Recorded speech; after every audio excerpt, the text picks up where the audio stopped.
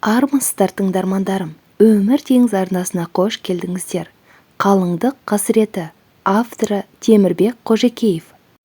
Соңғы бөлім. Айсыз түн, қалың қамыс арасы шырттай қараңғы. Қыз күткен жігіт аттан түсіп, шылбырларды қолдан шығармай қисайып жатыр. Қаңтарулы қос күрең самалмен теңселген қамыс сыбдырына құлақтарын қайшылап жанарынан от шашып, елең-елең етеді. Енді бірде бастарын төмен салып, мүлгіп тыншып ауыздығын шайнайды. Сәлден соң тағы да елең етіп, тағы да тыңдайды. Бір кезде тонының шағасына тұмсығын тығып, бұйығып жатқан жігіт қалғып кетіп, селк етіп оянды. Бойы тоңази бастапты. Орнынан атып тұрып, айналасына көз салды. Ай көтеріліп келеді. Ауылдағы абыр-сабыр басылған. Ел ұйқыға енген. Жарыса үретін ауыл иттерінің даусы да самарқау тартыпты. Міне, ауыл жақтан екеудің қарасы көрінді. Бұқпантайлап асыға басып келе жатыр. Сәлден соң олар тоқтап, құшақтасып қоштасқандай болды да, бірі кері қайтты, бірі бері тартты. Ол жақындап келгенде, "Жұмаймысың жаным, мен мұндамын" деп Мақатай аттарды жетектеп қамыстан шықты. Әрі қуаныш сезімі, әрі қорқыныш үрейі бірдей билеген қос жүректің дүрсілі құрбыларға құшақтаса кеткенде-ақ естілді. Есеңгіріп езіліп тұрған мұрша жоқ, аттанайық айналайын. Қыз даусы дірілдеп шықты. "Ал, кеттік." Мақатай Жұмайды қолтығынан сүйеп аттандырды. Артынан өзі қарғып мініп, қамшы басқанда қос күрең қыз бен жігіт астында ойнап бара жатты. Белдер асып, ауылдан ұзап шыққан соң жастар жүрегі лүпілін басты. Өздері көңілденіп, сезім құшағына берілді. Жандары жай тауып, жымыңдасып бір-біріне жанаса түсті.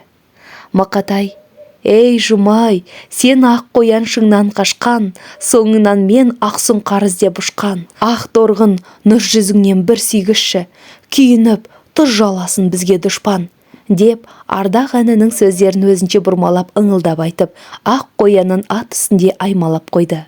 Жұмай жөнін тапқан түннің ертеңі. Өмірбек ауылы азан-қазан ойран топыр.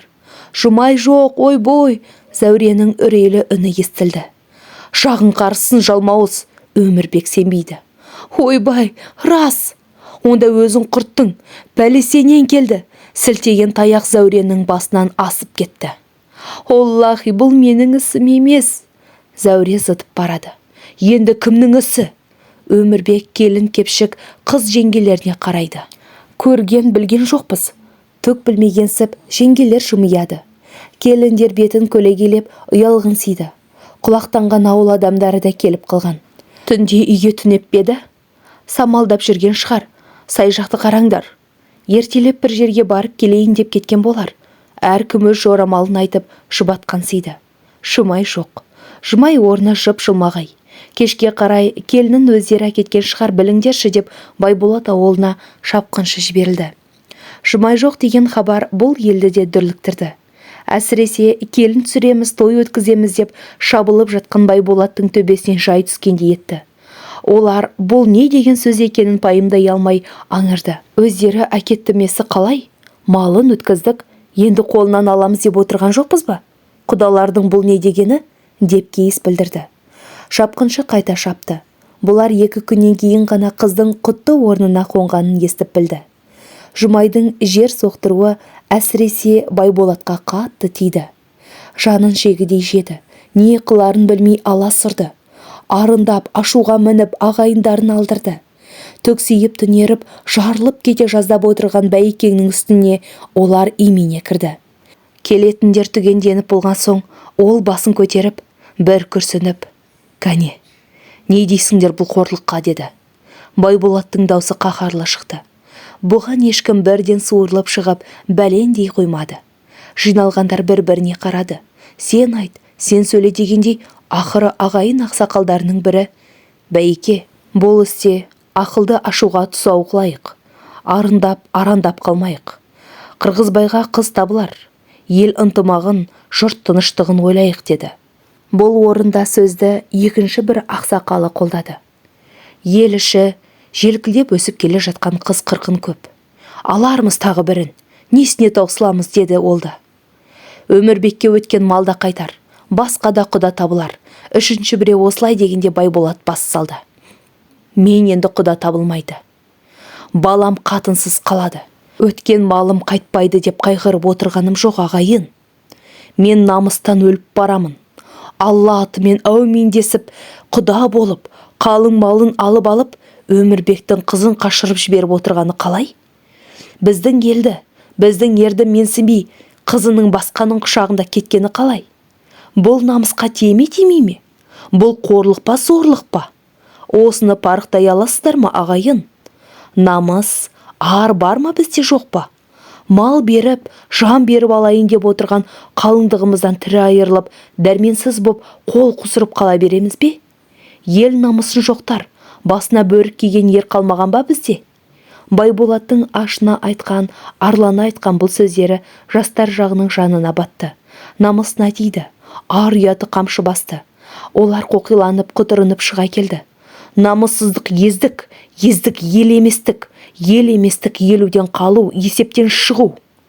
Ездік ел еместік қана емес, әрі ер еместік сорлылық, арсыздық. Жарлы болсаң да арсыз болма деген қайда?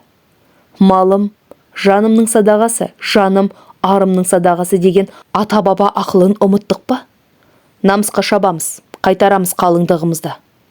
Егесеміз, елдігімізді көрсетеміз деп даурығысты. Бұл екпіндеулер Байболаттың еңсесін көтерді. Арлы азаматтар бар екен ғой деп іштей сүйсінді. Алдыңғы ақылгөйлер не дер екен дегендей жан жағына қарады. Ешкім ештеңе дей қоймады. Біз айтарымызды айттық. Айтқан ақылды алмасаңдар, өздерің біліңдер дегендей ақсақалдар да ауыз ашпады. Олай болса жиналыңдар, атқа қоныңдар. Алдымен Өмірбек ауылына барайық. Олардың алдынан өтейік. Құдалар не дер екен? Ауыз қалпын байқайық, деді Байболат. Шешім осы болды. Бұл кезде Өмірбектің де өзегі өртеніп, жер шұқып отырған.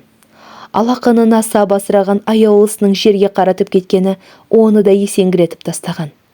Өз отбасында да, ағайын алдында да абыройдан айырылып, бүк түсіп қалған.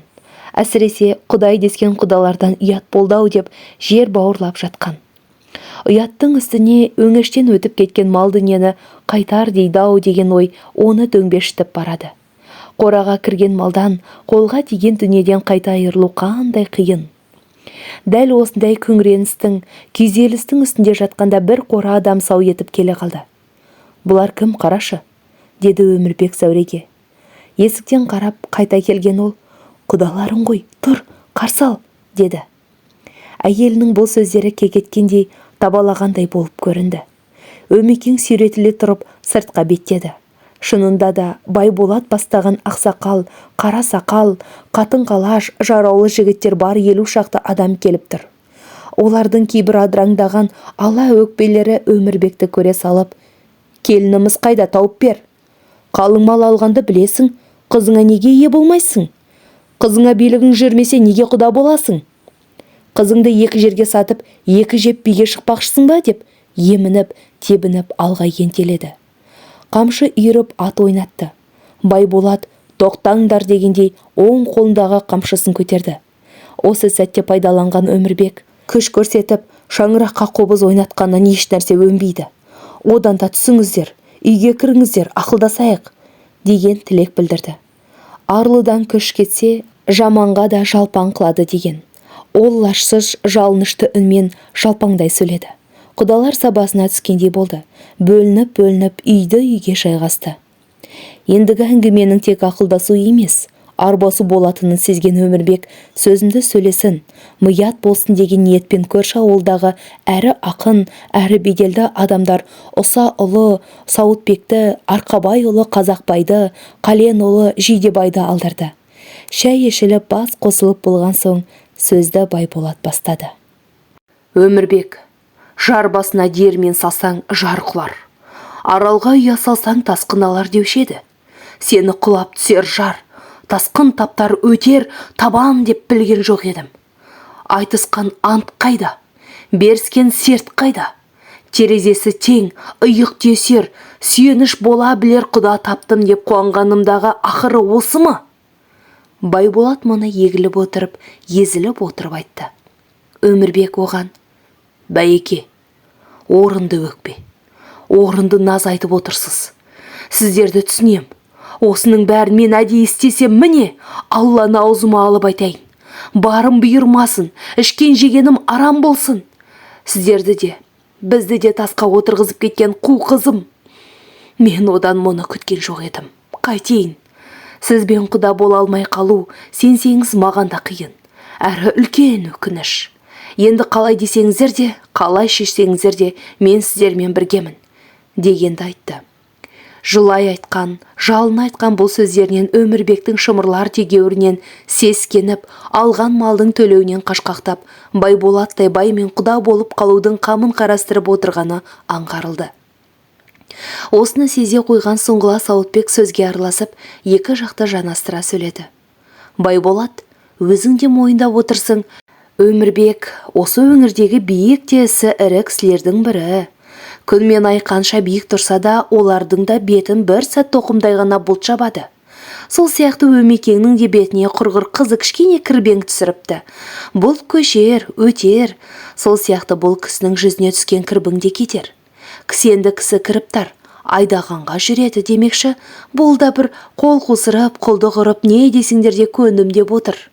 Қашай бермейік, не істейміз, не ойларыңыз бар, соған келейік. Жидебай бұған: «Қас ойлағанның бәрі бірдей қас бола бермейді. Тіпті бүгінгі қасың ертең досың болуы да мүмкін. Түсініңіздер», дегенді қосты. Қазақбай да қарап қалмады. «Құлап бара жатқанға иығыңды тос» деген. «Бұл істе бәріміз бірге болайық, бірлесіп қимылдайық», деп ынтымаққа шақырды. Осыдан кейін Байболат өз елінің шешімін айтты. «Біздің шешім, әйел ерден кетсе де, ерден кетпейді. Тірі отырып адамымыздан айырылмаймыз. Келінімізді аламыз, намысқа шабамыз». Иә, сұлуға сұқтанушы да, тор құрушы да көп болады. Алданып абайыста торға түсіп қалған болар. «Кішіріммен қарайық, қызды алып қайтайық», деді. Кезінде торға кеткен ақ бөпесінен айырылып аңырап қалған Сауытбек.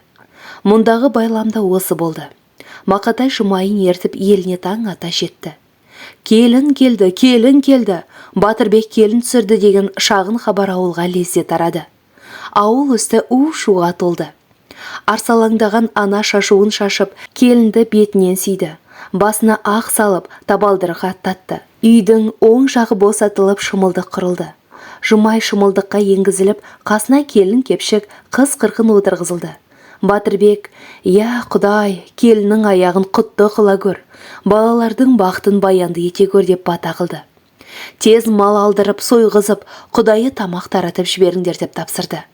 Кешке қарай ауыл аймақ жиналып беташар жасалды. Келінге бәлендей түгендей болма, үйтпе, бүйтпе деген сияқты өсиет өнеге айтылып, ақыл кеңес берілді. Қарт атаң отыр көрем деп, көрімдігін берем деп, екі қара көп қой деп, бір қара берсем дөп қой деп, ерінбесең келінжан, атаңызға бір сәлем деп атасына, қоралы жылқы айдаған қазы менен қартаны, қия кесіп шайнаған, апырай келін түскесін, не берсем деп ойлаған, ерінбесең келінжан, қайнағаңа бір сәлем деп қайнағасына бір сәлем бергіздірді. Бұдан кейін бет ашушы жігіт: «Ана отырған қайнысы, атан түйе бәйгісі, ағам қатын алды деп, кезек маған қалды деп, жылмыңдайды байқұсы» деп жұртты бір серпілтіп тастады. «Ана отырған бекеші, жібектен ескен шүйкесі, мен де келін болам деп, құрып отыр бір жүйкесі» деп елді тағы бір ду күлгізді. Үлкен тойға дайындық жасалсын. Айналадағы ағайындарды түгел шақырып, оны кейінірек өткізейік деген келісім болды. Бірер күн өткен соң Батырбек жақындарын шақырып алып, мынаны айтты: «Келін үйде, күш бізде» деп кергу келіспес. Қыз төркініне адамдар жіберіп кешірім сұрайық, ырым-жырымын істейік. Жөн ғой, ата-баба дәстүрі солай. Тіпті балаларының бізде екенін хабарлауымыз қажет қой». Ағайындар Батырбек пікірін қолдады.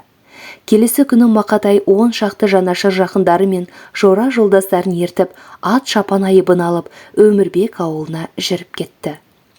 Батырбек ауылы келін түсті деп мәре-сәре боп қыз төркініне кісілер жіберіп жатқанда Шымыр, Сәмбет, Күнту елдерінен аттылы, түйелі, еркегі бар, әйелі бар 100-ден аса адам қызды алып қайтуға Байболат ауылынан аттанған еді. Бұлар Жұмай барған елге ақпанның аласұрған аязды күндерінің бірінде түн ортасы ауа жетті. Қапыда жау бекінісін басқан қалың қолдай шырт ұйқыда жатқан Батырбек үйіне кіріп келеді. Үй іші шу боянды. Батырбек басын көтеріп жөн сұрады. Бұлардың мезгілсіз жүрісінен, қатулы қабағы мен түнерген түстерінен іш жиды. Бір сұмдықтың иісін сезгендей, кемпірінің де есі кетіп, шыр-пыр болып бастады. Жұмай да шымылдықтан шықты. Қарсыласар күн жоғын білген қуғыншылар бірден әрекетке кірісті. Жұмай, тез киін, кетеміз. Өмірбектің үні өктем шықты. Қайда? Жұмайдың үрейі ұшты. Елге, менің ендігі елім осы ғой. Сенің барар елің басқа. Басқа елді мен білмеймін де бармаймын да. Барасың, барғызамыз. Әке ымдады. Қуғыншы жігіттер Жұмайды күшпен киіндіре бастады. Сүйре бесік алдына алып шыққанда, оны қолы белдеуге тиді. Өлтірсеңдер де бармаймын. Бұл үйде менің тек өлігім шығады. Ол белдеуден тіс қатып ажырамады. Ер бала болса елін сүйер еді. Оңбағанның жат жұрттық екенін танынып, келін болып түскен жеріне жабысуын қарашы. Әке қызды шапалақ астына алып саусақтарын сындыра, қолын белдеуден босатып жатты. Ойбай, өлдім! Жұмайдың қолындағы даусы шықты. Батырбек жүгіріп келіп, келініне ара түсті. Ой, жігіттер, Ботбай, Шымыр ағайынды ел едік қой. Бұларың қалай? Кіш есіктен кірсе, ақыл шаңырақтан қашады деген. Ақыл қайда? Адамгершілік қайда деді. Біреудің қалың малын өткізіп қойған қалыңдығын алып, қашып отырған сендердікі ақылдылық, адамгершілік екен ғой деген жауап Сауытбектен болды. Ойбай-ау, қазір заман басқа, заң басқа емес пе? Қайда барам десе де қыздың өз қалауы емес пе? Мұнда ол өз еркімен келді ғой. Батырбек солай емес пе дегендей келініне қарады. Бұған Қазақбай, қыз еркімен келген жоқ, алып қашып кеткенсіңдер деп дөңк етті. Бұларың жала жауып кек қайырмақшысыңдар ма? Кек іздегенше кешірім іздемейсіңдер ме? Кешірімді сіз іздеп, сіз сұрасаңыз, қыз иесі біз, әкетеміз. Мұны Жидебай айтты. Екі қолы артына қайырылып, байланған Жұмайды дедектетіп, қуғыншылар ортасына алып келген соң, Өмірбек, Сауытбек, Байболаттардың қомдалған Қаранар қайда? Түйені бері әкеліңдер, шөгеріңдер. Қыздың қол аяғын байлап қомға салыңдар. Екі жағына екі әйел отырғызыңдар. Деген өктем үндері аязды түнді жаңғыртып жатты. Бәрі де солардың айтқанында істелді. Атты кісі бұйдасын тартып, шу дегенде Қаранар бір баж етіп, жөңкіліп орнынан тұрды. Үстіндегі екі әйел тоңқалаң асып кете жаздап барып, қомды тартқан арқандан ұстап аман қалды. Тарт жолға қарай деген дауыс саңқ етті. Керуен кері қарай бет түзеді. Ата, апа, мен бейбақты ұмытпаңдар. Мен осы елдікпін. Мақатайға айтыңдар, жетсін, құтқарсын қасіретті қалыңдығын. Деген Жұмайдың өкінішті өтініші естілді. Артынан оның, сыртымнан әке сатыпсың, тозаққа мені атыпсың. Қалың малды айдап ап, мұртыңнан күліп шатыпсың. Көкпарға салдың басымды, ағыздың көзден жасымды. Қара жүрек, қорқаулар, аттың маған жасынды. Деген зары сай сүйекті сырқыратты. Оның мұңлы үні қиянатшылар қырдан асқанша құлаққа келіп тұрды. Ата ене ауыл адамдары еңіреп қала берді. Өмірбек ауылынан Мақатайлар асығып аптығып оралды. 3-4 рулы ел өкілдері жиналып, қызды алып қайтуға кеткенін ести сап, қайта тартыпты. Алдынан аңырап шыққан ата-ана хабары бұлардың төбесінен жай түскенде етті. Мақатай аттан ауып түсіп, еңіреп отырып қалды.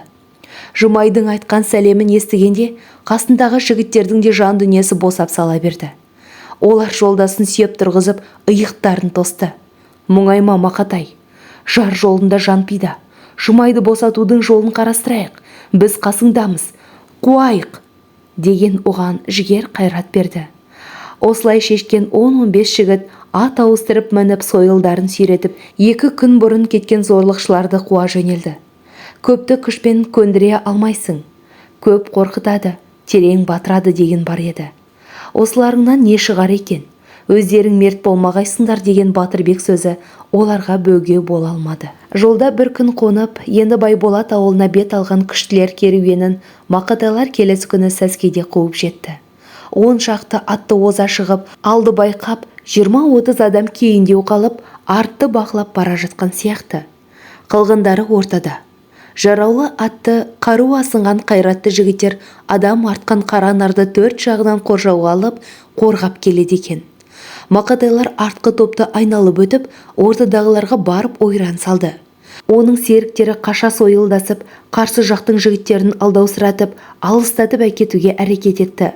Осы кезде Мақатай қара нармен жанаса беріп, «Шымайым, жұбайым, қайдасың?» деп дауыстады. «Мақатай, Мақатай!» Шымай қомнан басын көтере берді. Қасындағы әйелдер оның кеудесінен бас салды. Жұмай үні жоқ болды. Мақатай өз жағындағы отырған әйелді түбектеп алып, түйеден төңкеріп тастады. Ол ойбайлап барып, 1-2 дөңгеліп, дымы көктен келіп, көк мұзда қалып кетті. Мақатай қайта ұмтылып, Жұмайды қомнан суырып алмақ болғанда, екінші әйел өңмеңдеп өліп бара жатуынай мына неменің, «Қайдасыңдар, қызды әкететін болды» деп шыңғырып жіберді. Осы сәтте Мақатай арт жағынан ентігіп, пысылдап келген біреудің сойыл сала бергенін сезіп қалды. Сойыл жауырынынан тиді. Көзі қарауытып талықсып кетті. Абырой болғанда естен танбай, аттан ауып түспей аман қалды. Сәлден соң лағып сыртқа шығып кеткен күреңнің басын қайырып, артына қараса басқа жігіттерде көпке төтеп бере алмай кейін ығысқан екен. Оларға Мақатай жанамалап барып қосылды. Басы жарылып, қолы сынып, санынан соғылып, ыңырсыған серіктерін көргенде, ол тағы да қиналды. Қайтейік, көптігін қылды ғой. Жұмай қолға тигенде, ат үстінде арқалап қашсам да, өңгеріп қашсам да құтқаратын едім. Болмады деп өкінді. Салы суға кетіп, бұлар елге қайтты. Осылай боларын біліп ем. Күштімен алысқан өз қолын сындырады. Ұрысы мықты болса, мал иесі өледі деген осы деп Батырбек күңіренді. Басқалар да күрсініп жерге қарады. Артынан ауыл адамдары түгел жиналып ақылдасты. Ақсақалдардың бірі, «Шарасызданбаңдар, ұнжырғаларың түспесін. Болмады деп бұл істі аяқсыз қалдыру жарамайды. Ол сүйекке таңба, қиянат қылғандарды кешіру, сорлы адамдарды қорлаумен, зорлаумен бірдей. Бірақ енді күш жұмсап, қорлық іздемейік. Сөзбен жүйелесіп, келісіміз деп көрейік. Шымырға адамдар жіберіп, алдынан өтейік» дегенді айтты. Басқалар «Дұрыс, жөні осы» десті. 2 күннен кейін ашадан ақ қолтыққа Батырбек бастаған 5-6 адам тағы жол тартты. Бұрынғы жуан жұдырықтық кеудемен басу заманы жоқ қой. Кеңес заңымен, көрші ел көңілмен, қыздың қалауымен санасар, кек қумас, қиянат қылмас. Келісімге келер, келінімізді берер деп аттанды. Бірақ егесен елде өзара сыйластық, ұғыныстық болсын ба? Ақ қолтықтағы ағайындар бұларды өре тұрып қарсы алды. Ат үсті сөйлесіп, жүре тыңдады. Байболаттың айтқаны, «Туысқан едік. Жаттан жаман жапа көрсеттіңдер. Қай беттермен келіп отырсыңдар?» Батырбек ақтала сөйледі. «Қалыңы беріліп, атастырылып қойған жері бар екенін біз білдік пе? Оны қыз өзі де айтпаған ғой». Осы тұста үлкендер сөзін бөліп, бір жас бала шапылдап араласа берді. Оған елші болып келіп отырғандардың бірі, «Ей бала, үлкені тұрып сөйлеген кішіден без деген. Қапталдаспай-ақ қоя тұрсаңшы» деді. Ол тағы шапылдай бастағанда, «Қатынын тартып алайын деп жатса, мұлқауға да тіл бітеді» деп Жидебай жымиды. Сауытбек оның сөзін өлеймен тірілтті. «Сүйгенін басқа жанға кім қиыпты? Дерті оның теңізден де тұңғиықты». Сөйтсе, әлгі жас бала Мақатайдың бажасы екен. Бұл сөздерінен 2 ақынның әлі де Байболаттарға іші тартып отырғанын аңғарған Батырбек, «Бұрмайық ағайын. Бұру шықса, ру шығады. Ру шықса, іс насырға шабады. Бізде Мосының 3 боты сияқты түбі бір елміз. Мосының бір боты сынса, шәугімдегі шәй төгіледі. Ендеше бір-бірімізді сындырмайық» деді. сөзге берік араласты. Айда алам деп ақмақ болма деген. Жұмайдың жары осында, ол біздікі. Сөзді көбейтпей аулақ жүріңдер деді түйеден түскендей. Қатынды алыстан ал, егінді жақынға сал деген тағы бар. Аулақ жүргендерің жөн, деп Қазақбай оны қостады. Батырбек Байболатқа кеткен қызды қайта алмас болар. Кісі жұртына зорлықпен келін қонбас болар. Ата-баба дәстүрін бұзбайық, ақылға келіңдер. Кеткен қызды қайта алып отырған кім? Басқаның жұртына зорлықпен қонып отырған кім? Сіздер емес пе? Байболат жалт бұрылды, көзі шатынап. Бұл жұртқа біздің ауыл бұрын қонды ғой. Ендеше жұрт біздікі емес пе? Батырбек асырлап оған сұрай қарады. Онда жұртыңды жеткен жеріңде ал. Солай ма? Солай. Іс насырға шапса аяушылық болмайды. Қорқытпа, қолыңнан келсе шауып ал. Дау күшейді. Дау бар жерде жау бар. Ағайынды екі ел жауласатын болды. Батырбектер келісе алмай келісімен қайта ақыл кеңес құрды. Онда заң әділдік тірегі, ара шашысы, тозбайтын тон әділдік. Сондықтан әділдік іздеп заңға жүгіну керек деп шешілді. Ұзамай Шу аудандық төңкеріс комитетінің бастығы Әбдіғұл Сүйеновке мынандай шағым түсті. Кеңес заңына мойын ұсынбай әйел теңдігін аяққа басып, сүйіп қосылған адамнан қызды зорлықпен тартып алып отырғандарды, ол қиянатқа қарсылық көрсеткендерді, сойылға жыққан содырларды жауапқа тартуға талап етеміз. Өмірбек қызы Жұмайға бостандық берілсін. Сүйенов бұл істі сүйретпеге салды. Алғаш асықпаңдар, анықтаймыз деп жүрді. Біраздан кейін қол тимей жатыр, қыдыңдамаңдар деп қыңырайды. Ақырында ағайын екенсіңдер ғой, айтыспай бітіссеңдерші дегенге шықты. Бақсам бақа екен дегендей, Сүйенов шымырдың күнтуы Сауытбектердің жақыны екен. Руға бұру оның мұрнын тесіп бұйдалап, аузын қисайтып жүр екен. Арамзаның құйрығы бір-ақ тұтам. Артынша оның арташылып тақтан тайды. Орнына Әулиеатадан Қойшыбай Өтеулиев келді. Ол да Әліптің аяғын байқап, асықпай жүріп, ақыры шағымды тергеуге жіберді. Іс сотқа жетті. 1922 жыл. Масатыға малынған мамыр. Табиғат тамылжып, бар мерімін төгіп, сұқтандырар сұлулығына енген. Дала төсі түкті кілемде құлпырып, керіліп жатыр. Ойқырдағы қызыл, жасыл, қырмызы гүлдер көз жанарын алады. Орман тоғайлардағы тал дарақтың соқылдақ бұтақтары имандылық көрсетіп, иіліп тұрған келіншектердей басын төмен салып маужырайды.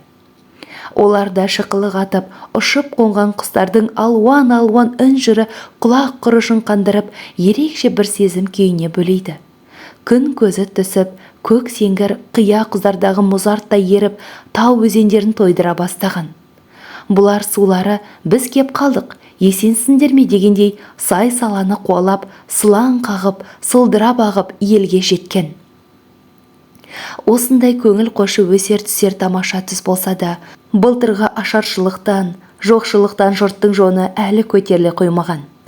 Оның үстіне осы жылдың басында ғана Әулиеата өзін дүрліктірген әлгі оғаш оқиға екі болыс елді егіске апарып, көп адамды әуре сарсаңға салған. Бұл да ел еңсесін басып, талайды тұнжыратқан. Міне, бүгін мамырдың 10-шы жұлдызында Байболаттар келін түсіріп қуанышқа кенелеміз деген кезде сол көпті қырсықтырған қырсық іс сотта қаралмақшы. Дауға өрдегі Ботпайдан бастап Шу өңірі, төменгі Түлей, Талас бойы түгел тартылған.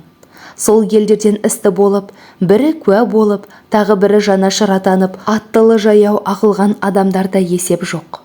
Әулиеатадағы сот үйінің іші сырты құмырсқа елеуінде қош-қош. Сағат 10. Үлкен жалдың төріндегі арқалығы биік орындықтарға билік айтар сот құрамы орнықты. Бұл сотта қыз намысы, ер намысы ғана емес, ел намысы тайталасқа түсетін сияқты. Бұл осы іске сол кездегі ірі қоғам қайраткерлерінің қатысуынан көрініп тұр. Соттаушылар орындағындағы 8 адамды қаралушылар қатарында С. Қожанов, С. Есова, қорғаушылар қатарында Қ. Сармолдаев, М. Көшербаев отыр. Сот төрағасы мәжіліс жүргізудің шарттарын ескеріп, шариғатын туралап алған соң істі қарауға кірісті. Алдымен айыпты адамдарды айыптау қорытындысымен таныстырып жатты. Шындық көзге түртеді. Болған істі бұра баяндап көз бояуды алмайсың. Байболат бесі құда болғанын, Өмірбек қалың мал алғанын, Сауытбек, Жидебай, Қазақбайлар қызды көкпарға салғанын жоққа шығара алмады. Беріктің Қырғызбай мен Жұмайға үйреткен өтіріктерінің құны бірақ тұтам болды. Таң балам, тансаң қалар жан балам деген Байболат өсиеттері де өрге баспады. Бұл соттың сұрауларына Қырғызбайдың берген мына жауаптарынан айқын көрінді. Жасың нешеде? Қырғызбай әкесіне, ағасына жалтақ-жалтақ қарап тұрып қалды да, сәлден соң 17-де жылым жылқы деді. Қай болыс, қай ауылдансың? Білмеймін. Қырғызбай иығын қиқаң еткізді. Қыз туралы не білесің? Қашан таныстың? Ештеме білмеймін. Бұрын көргенім жоқ. Көрмеген, білмеген қыз саған қалай тап болды? Бір көргенде-ақ саған тием деді. Мен алдым. Қайдан алдың? Үйге өзің әкелдің ба? Жолдастарымен барып үйінен алып келдім. Осы айтып отырғаны рас па? Сіз не дейсіз? Сот Жұмайға бұрылды. Мұндай кеуді өңім түгіл түсімде де көрген жоқпын. Бұл мені алам деп ауылыма барғанда жоқ. Мені келін болып түскен жерімнен тартып әкеліп, бұған зорлап қосып отырған мыналар. Қыз айыптаушыларды шығып көрсетті. Мен өзімді Мақатайдың әйелімін деп есептеймін. Маған бостандық беріңіздер. Осыны айтып Жұмай жылап жіберді. Куәлар да көп шындықтың бетін ашты. 12 мамыр күні сөз айыптаушылар мен ақтаушыларға тиді. С. Қоданов. Қазір Әулиеата өңірінде де бізге бостандық берілді. Не істесек те, бір байдан шығып, басқа байға кетсек те, кімге барып десек те өз еркіміз деп, кедейлерден кетіп, ішіп жемі бар, кер киімі бар байларға бас ұрып жатқан әйелдер көбейіп барады. Неше жыл кісі есігінде жалшылықта өкпесін тесіп жүріп, табан ақы, маңдай терімен тапқан малын алған әйелдері сол сорлыларды тастап, байларға барып тоқал, нақ сүйер болып жатса, бұл кеңес өкіметі берген бостандықты дұрыс түсінгендік емес, бақытын тапқандық та емес, бұл арсыздық, азғындық, бұл бейморальдық. Демек, қазақ әйелдеріне ерік беріп қою жеткіліксіз. Оларды оқыту, санасын ояту, сөйтіп ар, намыс, махаббат дегенің не екенін ұғындыру керек. Өмірбек қызы Жұмай осы орайда әлгі теріс түсінікке ойсырата соққы беріп отыр. Ол керісінше байларға, барларға бас ұрмай, сүйген кедей жігітінің етегінен ұстап отыр. Міне, нағыз адамгершілік, имандылық, міне, нағыз өз бақытын іздеу. Бұған қарсы болу, көлденең тұру, қара жүректілік, қылмыскерлік. Әділдік Жұмайдың басына бостандық беруді талап етеді. Ал оған қарсыласқан жуан жұдырықтарға заңның жұдырығын ескету заман талабы. Бүгінде орыс отаршылармен, өз арамыздан шыққан шынжыр балықтармен тартынбай таласу, аянбай алысу қажет. Бірақ қазақ әйелдері орыстың қушимасына құмар болмасын, сарттың салпылдаған шапанын жамылып, ұзын арқау, кең тұсауға салынбасын, яғни бетімен кете бермесін. Әйелдерге бостандық беруіміз құрбанға шошқа шалғандай болып жүрмесін. Сөз тізгіні қоғамдық қорғаушылардың бірі Қабылбек Сармолдаевты. Әйел қауымы адам баласы құлдық дегенің не екенін білмей тұрғанда-ақ құл бола бастаған. Теңсіздіктің тегеуріне түскен. Үкімет бүгін әйелдердің бостандығын, теңдігін қолға алып отыр. Қалың малды жою, қызды малға жығып алуды қою туралы низам осының айғағы. Бірақ низам шықты. Іс бітті. Қазақ, қырғыз әйелдерінің қолы теңдікке жетті деу үстірт ұғым. Оған низамыңызды ығыстырып қойып, қызды көкпарға салып, оның тағдырын тәлке кетіп отырған мына ағайындардың сорақасы дәлел. Ендеше бостандық, теңдік алудағы ендігі әрекет қайрат жігер әйелдердің өз тарапынан көрсетілуі қажет.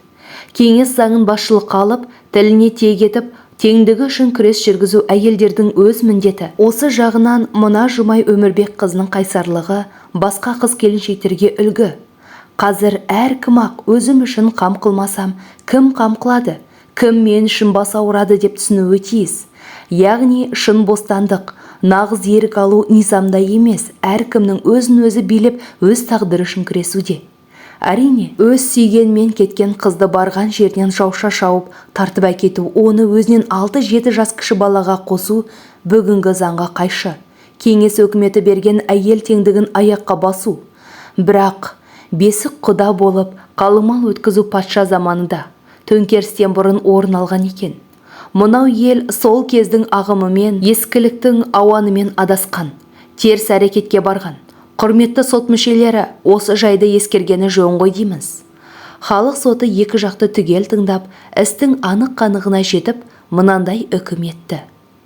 Өзі ортақшыл, өзі өкімет адамы бола тұрып, қалың малды жою туралы декретті біле тұрып, дау жанжалды заң жолымен шешудің орнына екі жалды ымыраластыруға тырысқаны үшін, озбырлыққа іш тартып, қызды қиянатқа құрбан еткісі келгені үшін Әбдіғұл Сүйін баласы мен оны жанжалға май құйып қоздырғаны, інісі Қырғызбайды, Жұмайды үгіттеп, өтірік нәрселер үйретіп, ағайындарды бір-біріне қарсы арандатқаны үшін Берік Байгөбек баласы 3,5 жылдан аттандап ел жинап, қызды қайтаруды ұйымдастырғаны үшін, зорлық жорығына жетекшілік еткені үшін, Сауытбек Ұса баласы мен Қазақбай Арқабек баласын 2 жылдан бас бостандығынан айыруға, мал қорлық жасап, қалың мал алған, ар намыс ұятты қойып, қызын малға сатқан Өмірбек Сандыбай баласы мен бесік құда болып, сүйгеніне кеткен 18 жастағы қызды тартып әкеліп,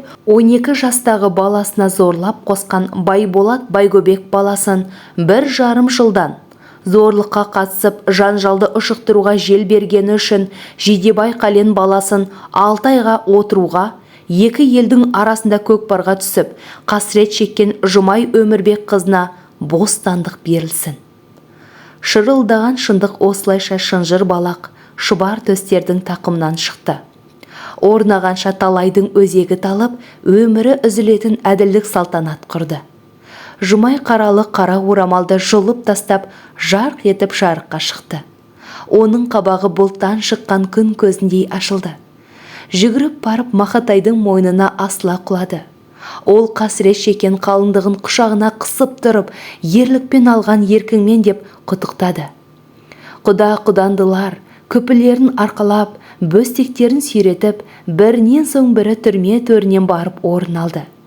Әкеден де, ағадан да, туған туысқандар да, Жұмайдан да жордай болған Қаршадай Қырғызбай не болып, не қойғанын түсінбей, дауылдың қайдан, қалай соққанын пайымдай алмай, сот залында жыламсырап отырып қалды. Құрметті тыңдарман, қазақша арнамның дамуына қолдау көрсетіп, лүпіл мен қоңыраушаны басып тіркеліп кетулеріңізді сұраймын. Рахмет!